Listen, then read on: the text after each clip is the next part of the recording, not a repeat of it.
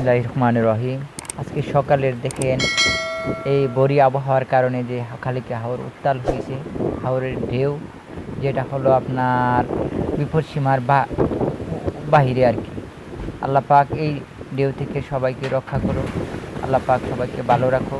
আসলে এই যে গাঢ়ওয়াল দেখতেছেন, গাঢ়ওয়ালের কারণে কিন্তু এই যে হাওর পাড়ে এই যে বসতি আমাদের কালীকৃষ্ণপুর গ্রাম, এই যে টোটাল রাস্তাটাই রক্ষা হচ্ছে। শুধু রাস্তা না, মানুষের বাড়িঘরও রক্ষা হচ্ছে এই গাঢ়ওয়ালের কারণে। সেজন্য প্রবাসীদেরকে আমার অন্তঃস্থল থেকে ধন্যবাদ জানাচ্ছি, যাদের এই কঠোর পরিশ্রমের অর্থ দিয়ে এই গাঢ়ওয়াল নির্মাণ করা হয়েছে। আজকে দেখেন এই যে গাঢ়ওয়ালের এই যে উপকারিতা, এটা কিন্তু সবাই ভোগ করতেছে, কিন্তু আর্থিক সহযোগিতা করেছে কেবলমাত্র প্রবাসীরা। তো প্রবাসীদেরকে আল্লাহ পাক সুস্থ রাখো, ভালো রাখো সকলের জন্য।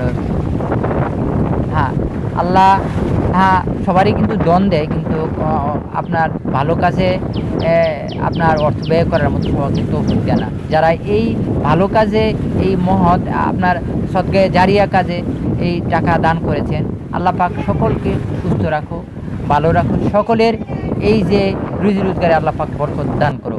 যে সামনে ঈদুল আজহা, আমি সবাইকে অগ্রিম ঈদুল আজহার শুভেচ্ছা জানাচ্ছি। ধনী দরিদ্র সকলের বৈষম্য ভুলে সকলের সমন্বয়ে, সকলের আন্তরিকতা ভরে উঠুক ঈদের দিনটি। ঈদের দিনটি হোক সকলের জন্য সুখ ও আনন্দময়। আল্লাহ পাক সবাইকে ঈদের দিনটি সুষ্ঠু এবং সুন্দরভাবে পালন করার তৌফিক দান করো, আমিন। এই যে হাওরে ঢেউ উঠছে, এখন যারা হাওরে মাছ ধরার সাথে জড়িত আছেন, সবাইকে আমি অনুরোধ করব যে আপনারা হাওরের পরিবেশ না দেখে হাওরে বের হবেন না। কেননা হাওরে এখন খুব উত্তাল, এখান থেকে একটা বিপদ ঘটলে এখন আরেকটা নৌকা যাইয়া উদ্ধার করব, সেটা সম্ভব না আর কি।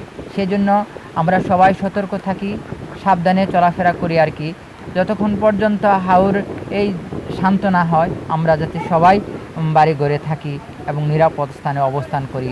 আল্লাহ পাক সবাইকে সঠিক বুঝ দান করো, হ্যাঁ, এবং সুস্থ রাখো, ভালো রাখো। দেশে এবং দেশের বাইরে যারা আছেন সবাইকে আবারও জানাচ্ছি ঈদুল আজহার অগ্রিম অভিনন্দন এবং শুভেচ্ছা। আল্লাহ হাফিজ।